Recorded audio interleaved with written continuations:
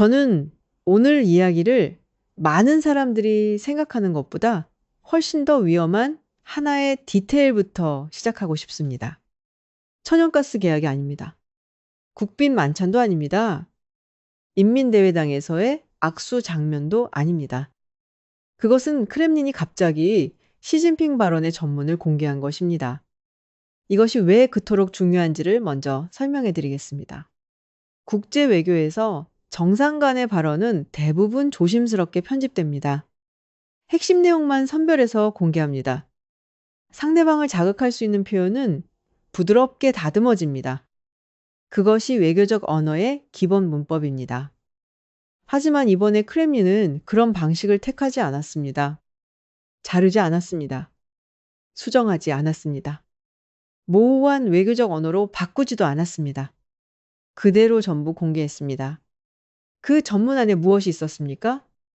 미국 패권 반대, 다극세계 지지, 일방주의 반대, 그리고 러시아와 중국의 전략적 협력 강조. 저는 이 내용들이 공개됐다는 것 자체보다 그것을 크렘린이 공개했다는 방식에 더 주목했습니다. 신화통신이 어떻게 보도했는지와 비교해 보십시오. 신화통신은 몇 시간이 지나서야 기사를 올렸습니다. 시진핑이 전략을 강조했다는 식의 표현으로 푸틴은 기사 말미에 등장하는 방식으로 하지만 크렘린은 정반대로 했습니다. 66장의 사진을 올렸습니다. 발언 전문을 공개했습니다. 협력 내용의 세부 목록까지 공개했습니다. 모스크바가 세계를 향해 보내려는 메시지가 있었습니다. 당신들은 이미 우리와 함께 서 있습니다. 이것이 얼마나 교묘한 전략인지를 생각해 보십시오. 베이징은 오랫동안 매우 어려운 외교적 줄타기를 해왔습니다. 러시아와 협력하면서도 러시아의 전쟁 파트너로 보이지 않으려 했습니다. 우크라이나 전쟁에서 중립을 표방하면서도 러시아와의 경제 협력을 강화해 왔습니다. 서방을 자극하지 않으면서도 서방 질서에 도전하는 러시아를 지지해 왔습니다. 이 균형이 바로 중국이 지금까지 유지해온 전략적 모호성이었습니다. 그런데 크렘린이 전문을 공개하면서 그 모호성의 공간이 줄어들었습니다. 진행자가 이것을 이렇게 표현했습니다. 이것은 동맹을 공개적으로 잠그는 동작입니다. 이제부터 서방이 중국에게 당신들은 러시아를 지지하고 있는 것 아니냐고 물을 때 그들은 시진핑 발언 전문을 꺼내들 수 있습니다. 그리고 중국이 나는 아무 말도 하지 않았다고 발뺌하기가 훨씬 어려워졌습니다. 러시아는 지금 중국이 언제든 방향을 바꿀 수 있다는 것을 알고 있습니다. 미국과 중국의 관계가 개선되는 순간 러시아는 버려질 수 있다는 것을 알고 있습니다. 그것이 모스크바의 가장 큰 전략적 두려움입니다. 그래서 러시아는 중국이 쉽게 발을 뺄 수 없는 상황을 만들려 합니다. 당신들은 이미 우리와 함께 서 있다는 것이 기록됐습니다. 이제 발을 빼기 어렵습니다. 이것이 크렘린의 진짜 메시지였습니다. 그리고 베이징은 그것을 알고 있습니다. 크렘린이 시진핑 발언을 전 세계 앞에 전문으로 공개한 순간 그것은 단순한 정보 공개가 아니었습니다. 그것은 하나의 외교적 함정이었습니다. 중국을 더 깊이 러시아 편으로 묶어두는 그리고 베이징은 그 함정 안에 이미 들어와 있습니다. 이번 방문의 진짜 핵심은 지상에 있지 않습니다. 땅 아래에 있습니다. 시베리아의 힘이. 이 프로젝트는 러시아에서 몽골을 거쳐 중국으로 연결되는 거대한 천연가스 파이프라인 프로젝트입니다. 연간 약 500억 세제곱미터의 가스를 공급할 수 있는 규모입니다. 하지만 모스크바에게 이것은 단순한 경제 프로젝트가 아닙니다. 이것은 생존을 위한 호흡관입니다. 우크라이나 전쟁 이전, 러시아는 천연가스를 주로 유럽에 팔았습니다. 노르드 스트림이 있었습니다. 유럽은 러시아 에너지에 깊이 의존하고 있었고 그것이 러시아의 가장 강력한 경제적 무기였습니다. 하지만 전쟁 이후 모든 것이 달라졌습니다. 유럽이 러시아 에너지를 거의 끊었습니다.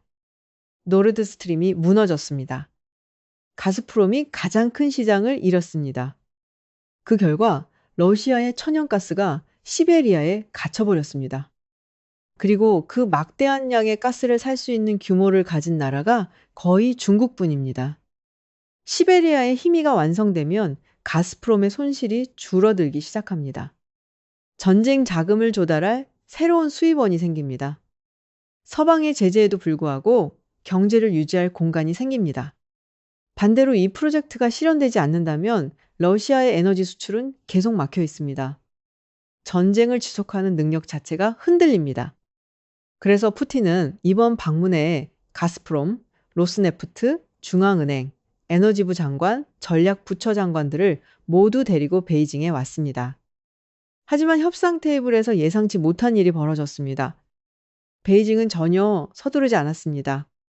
소식통에 따르면 러시아는 천연가스 1000세제곱미터당 약 260달러를 원했습니다. 하지만 중국이 원하는 가격은 120달러에서 130달러 수준이었습니다. 러시아가 요구하는 가격의 절반에도 미치지 못하는 수준입니다. 러시아가 원하는 가격의 절반. 그것은 단순한 가격 협상이 아닙니다. 그것은 중국이 얼마나 유리한 위치에 있는지를 보여주는 숫자입니다. 예전에는 러시아가 에너지 강자였습니다. 하지만 지금은 중국이 규칙을 정하고 있습니다. 원문에 매우 충격적인 문장이 있었습니다. 중국 말고는 팔 곳이 없잖아. 너는 나한테 팔지 않으면 그 가스를 어디에도 내보낼 수 없어. 이것은 외교적 언어가 아닙니다. 하지만 협상 테이블 뒤에서 실제로 작동하고 있는 논리입니다. 시베리아의 힘이는 단순한 파이프라인이 아닙니다. 그것은 지금 러시아의 경제적 생존이 중국의 결정에 얼마나 깊이 달려 있는지를 보여주는 가장 구체적인 증거입니다. 그렇다면 푸틴이 가장 두려워하는 것은 무엇입니까? 나토가 아닙니다. 서방의 제재도 아닙니다. 우크라이나 전쟁의 패배도 아닙니다. 그것은 중국이 돌아서는 것입니다. 모스크바는 베이징이 러시아를 사랑하기 때문에 협력하는 것이 아니라는 것을 매우 잘 알고 있습니다. 중국이 러시아와 함께하는 이유는 세 가지입니다. 첫째, 값싼 에너지입니다. 둘째, 미국에 대한 전략적 균형추입니다. 셋째, 서방과의 협상에서 활용할 수 있는 전략적 카드입니다. 하지만 이 세 가지가 모두 조건부라는 것이 중요합니다. 만약 미국과 중국의 관계가 개선된다면 어떻게 됩니까? 중국에게 러시아가 필요한 이유 중 상당 부분이 사라집니다. 만약 우크라이나 전쟁이 러시아에게 너무 불리하게 돌아간다면 어떻게 됩니까? 중국은 패자와 함께할 이유가 없습니다. 이 시나리오들이 실현되는 순간 러시아는 중국이라는 마지막 대형 파트너마저 잃게 됩니다. 이것이 푸틴의 가장 큰 악몽입니다. 그래서 크렘린이 전문을 공개한 것의 진짜 의미가 여기 있습니다. 중국이 쉽게 발을 뺄 수 없도록 공개적으로 기록을 남기는 것이었습니다.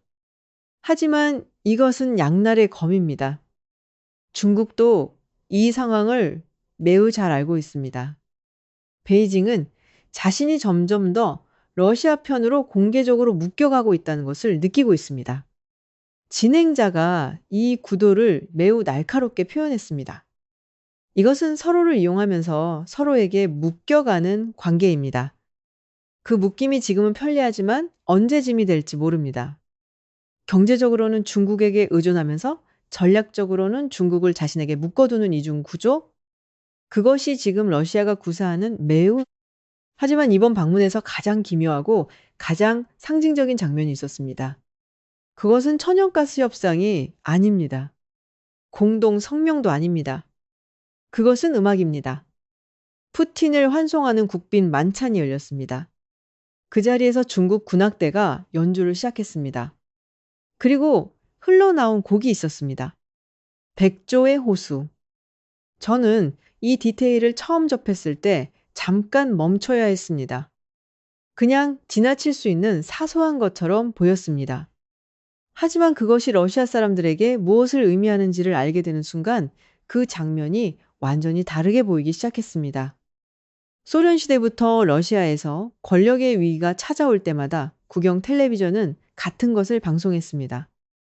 백조의 호수, 지도자가 쓰러졌을 때, 쿠데타가 일어났을 때, 정치적 격변이 시작됐을 때, 1982년 브레즈네프가 사망했을 때, 1984년 안드로포프가 사망했을 때, 1985년 체르넨코가 사망했을 때, 그리고 가장 극적으로 1991년 소련 붕괴를 앞두고 쿠데타가 일어났을 때, 그 모든 순간에 러시아 국민들이 들었던 것이 백조의 호수였습니다.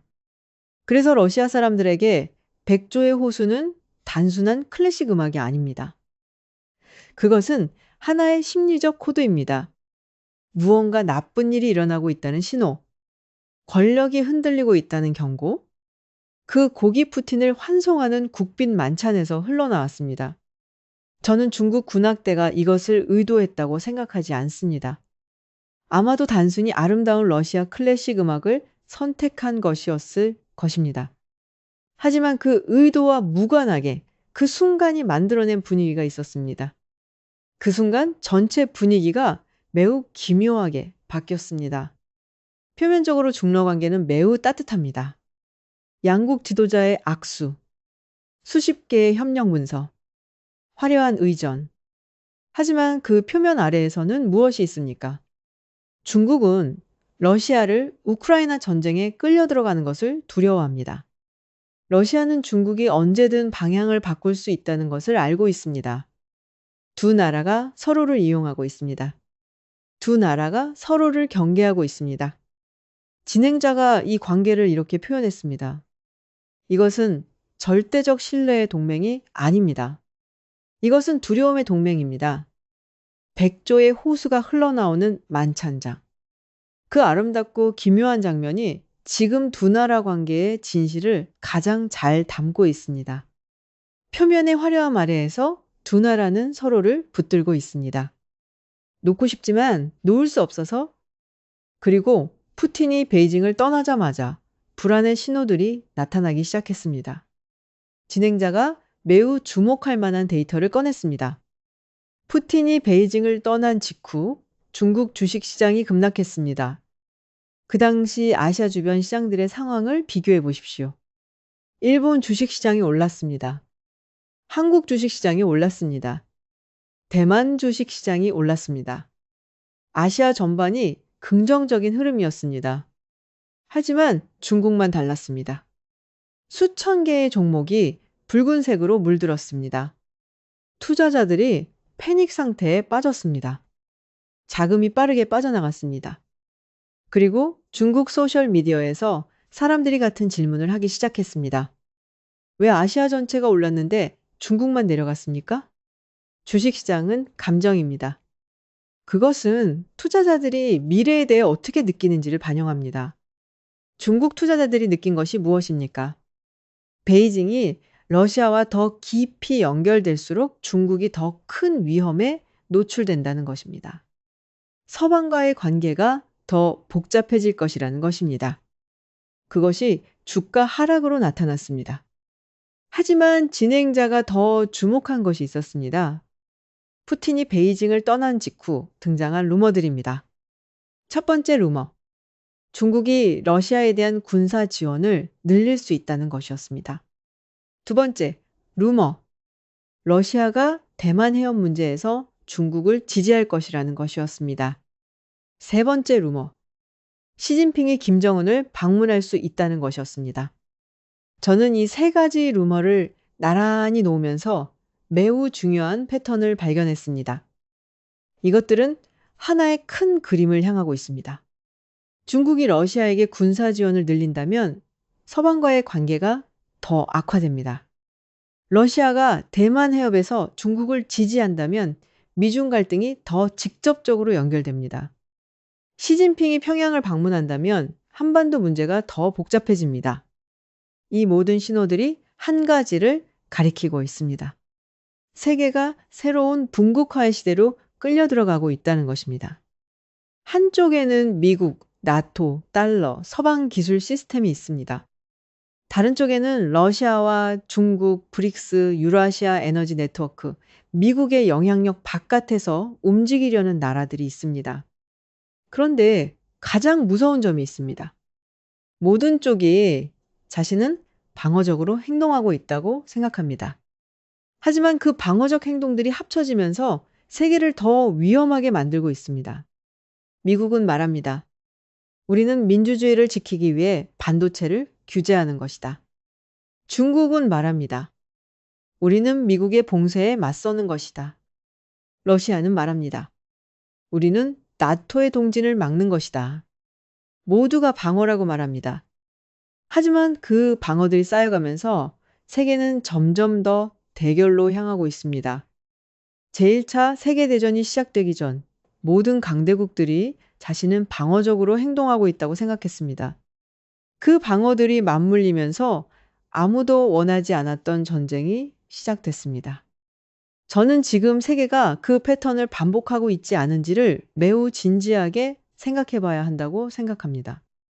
하지만 저는 오늘 이야기를 단순한 공포로 끝내고 싶지 않습니다. 이 복잡한 세계에서도 지혜롭게 살아가는 방법이 있습니다. 그것은 지금 일어나고 있는 일들을 정확하게 이해하는 것에서 시작합니다. 크렘린이 왜 전문을 공개했는지, 중국이 왜 시베리아의 희미에서 서두르지 않는지, 백조의 호수가 왜 그 만찬에서 울려 퍼졌는지, 그리고 푸틴이 떠난 후 왜 중국 주식시장이 내려갔는지, 이 작은 디테일들이 모여서 큰 그림을 만듭니다. 그리고 그 큰 그림을 읽을 수 있는 나라만이 이 복잡한 세계에서 현명한 선택을 할 수 있습니다. 한국을 생각해 보십시오. 미국의 동맹입니다. 하지만 중국은 최대 교역 상대 중 하나입니다. 러시아와도 에너지 협력의 역사가 있습니다. 북한이라는 직접적인 안보 위협을 안고 있습니다. 그리고 반도체라는 전략적 자산을 갖고 있습니다. 시진핑이 평양을 방문한다는 루머가 사실이 된다면 그것은 한반도 문제에서 중국의 역할이 더 커진다는 것을 의미합니다. 중국이 러시아의 군사 지원을 늘린다면 서방과의 관계가 더 복잡해지면서 한국도 그 사이에서 더 어려운 선택에 직면할 수 있습니다.